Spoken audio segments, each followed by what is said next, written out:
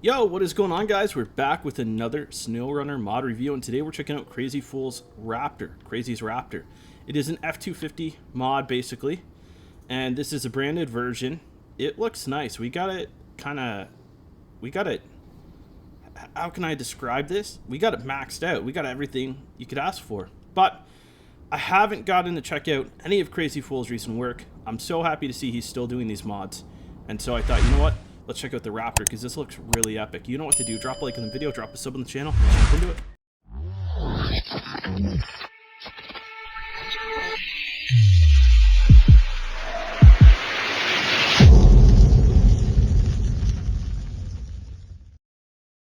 Alright guys, time to build and customize up Crazy's Raptor.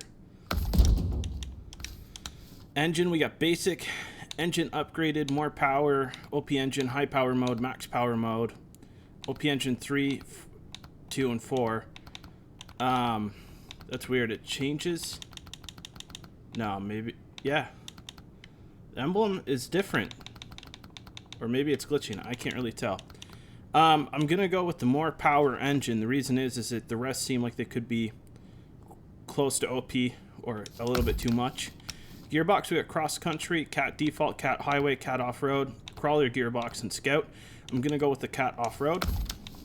Suspension, we got gooseneck mode, flex, default, high, off-road. I'm going to go with the flex.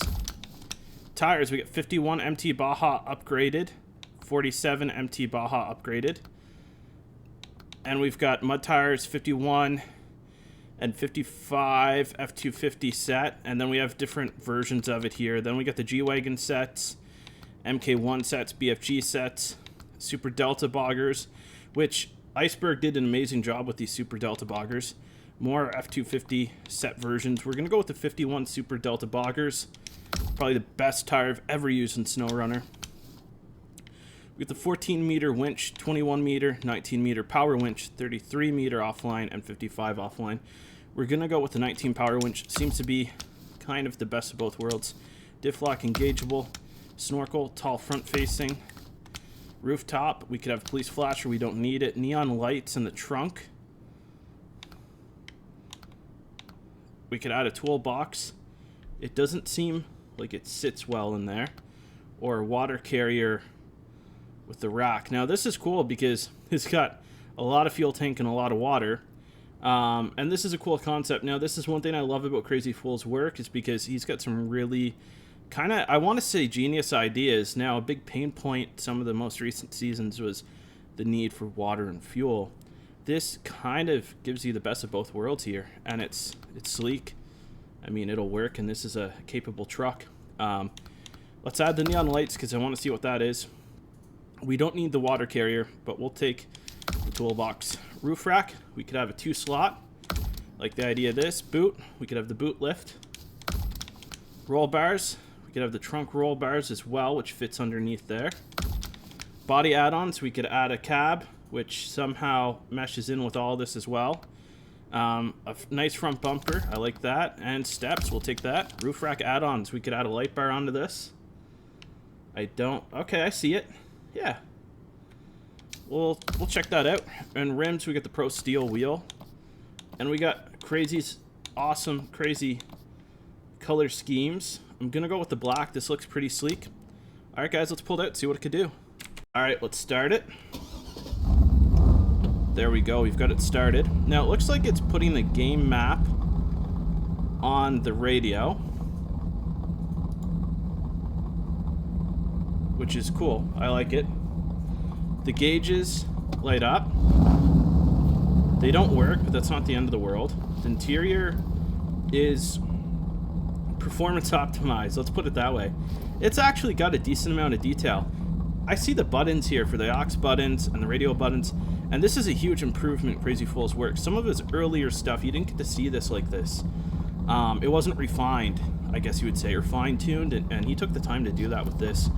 Now, let's fast forward to night and check out all the lighting. So illuminates by default, but now when we put on the lighting, we'll go ahead a little bit. We got the 4-wheel drive on. I think it's always on. Yeah, it's always on. We're kind of situated here with everything. We've got like a huge grid of light. Now, I don't know how these light bars work. They're putting out square light, which makes sense to a degree, but I mean, it's still illuminating quite a bit. Let's put it here. It's doing the whole radius around us, pretty much. The only thing that I've noticed with Crazy Fools mods is the brakes. When you come to a complete stop, it goes reverse too quick, but once you have the parking brake on, it doesn't seem to hold in place always. Let's grab a quick photo of this.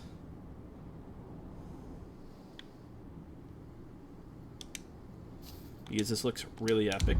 And let's forward into the afternoon, and let's turn off the lights. But yeah, with the parking brake on, we can still drive. You can see it tries to pull. I don't know if it's like Crazy Fool's intention. I just always found that slightly weird.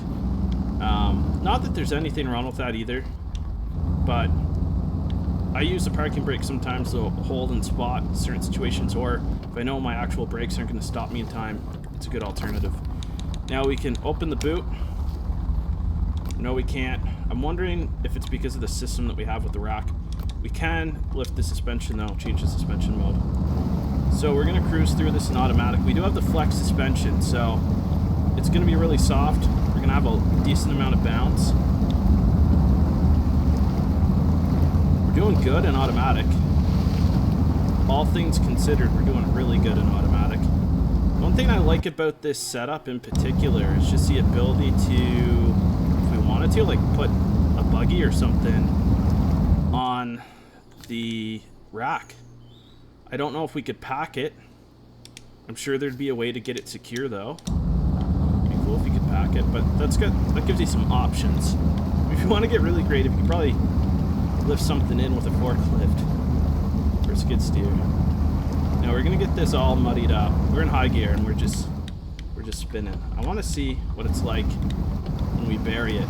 So we're in low. At this stage, we've buried it a little bit. I want to see if it can dig itself out, because we do have the Super Delta boggers. We've got ample lift. Well, not when you bury it like this. But I do want to see... This is trying to get it stuck mode 101, I guess.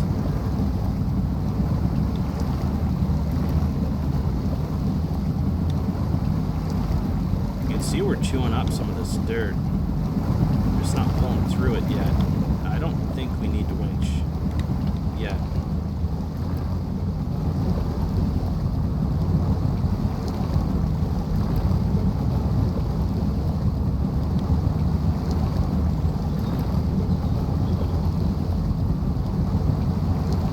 We're digging ourselves out slowly by the looks of it. Now I think because we're going to the right a little bit, the mud isn't quite as thick. We do have a tree branch there. We might actually be getting hung up on that. It's hard to tell. Let's winch to it, if it'll let us. No, it's not. Alright, we're gonna have to winch anyways. There we go. This should be ample to get out. Put in a little plus. Yeah, that tree branch was actually putting a stop to us, I think. So with the flex, we're going to be super bouncy, but I think having the flex is going to be good. In our test, we go through different, we go through the logs, we go through the rocks, and I think having like a true flex suspension is going to be good to see the difference it makes. I know when I first started SnowRunner, I thought you just had to buy the most expensive part for each thing, but as you play it and you learn more about the way the game and physics work and the different options for everything you've got, you learn pretty quick how to fine-tune things for the way that you want to use them. And I think we're going to see that with this.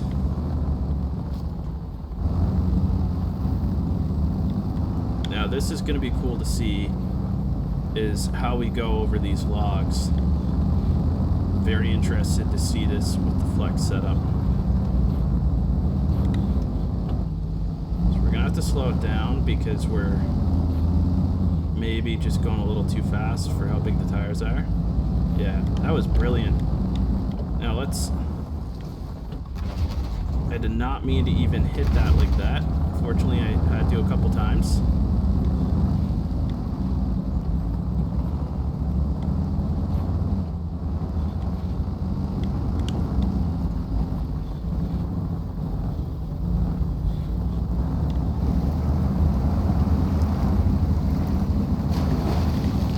high gear is good, don't get me wrong, but with this flex suspension, and I think this truck might be a little too light, it just bounces a lot.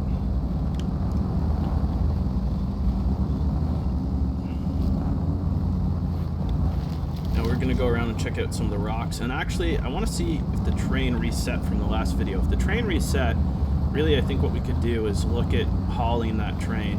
You know, in high gear we're going at decent speed, but given the flex, we are taking some damage off these trees. That's to be expected. You can't really hit these that hard. So we'll crawl through this. We don't have the crawling suspension. We do have a long wheelbase, but I would like to try it just to see how it behaves. We bottomed out pretty quick there, and actually we took a lot of damage. One thing that I like about Crazy Fool's mods, for the most part, they're not OP when it comes to damage.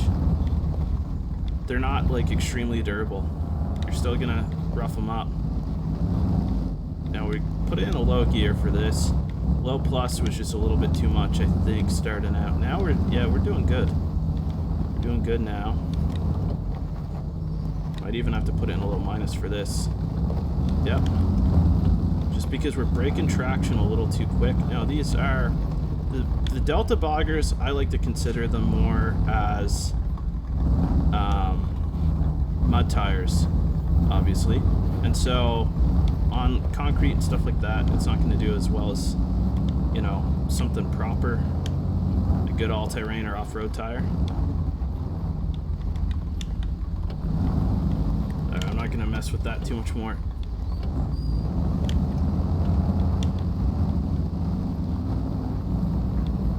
So let's go up here and check out to see if we got the train option or not. I don't know if it reset. I still don't understand how we pulled it down there with the Mac, but we did, and I'm curious if it's still there. Because for this being technically a scout, I think it would be interesting to see how it pulls this up, if at all. I may have actually taken a different path than I intended, but this is still good. I like this.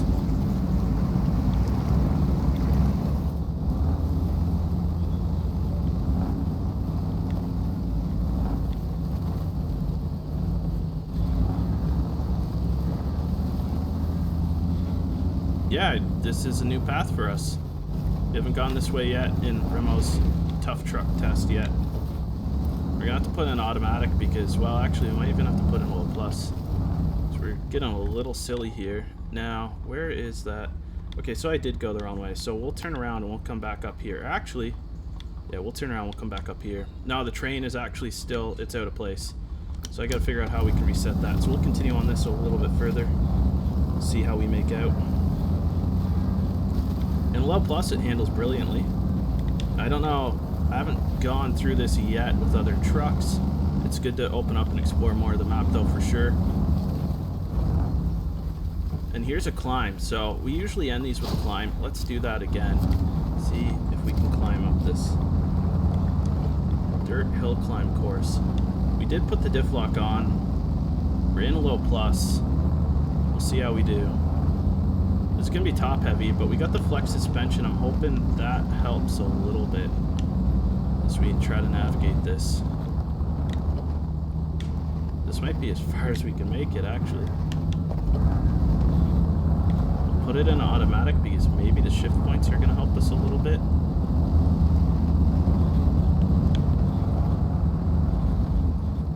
And we're still pushing.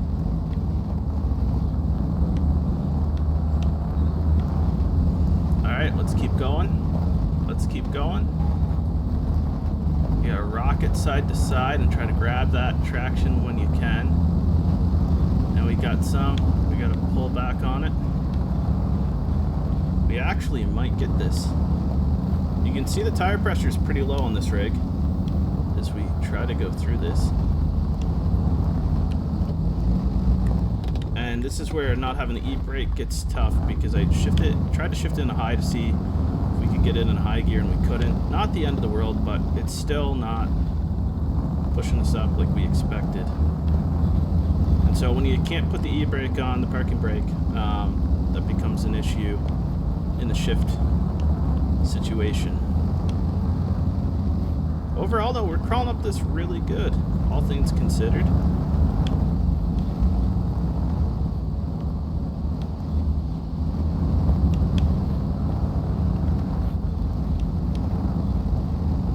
And we're still crawling. Let's keep going here. Let's keep going.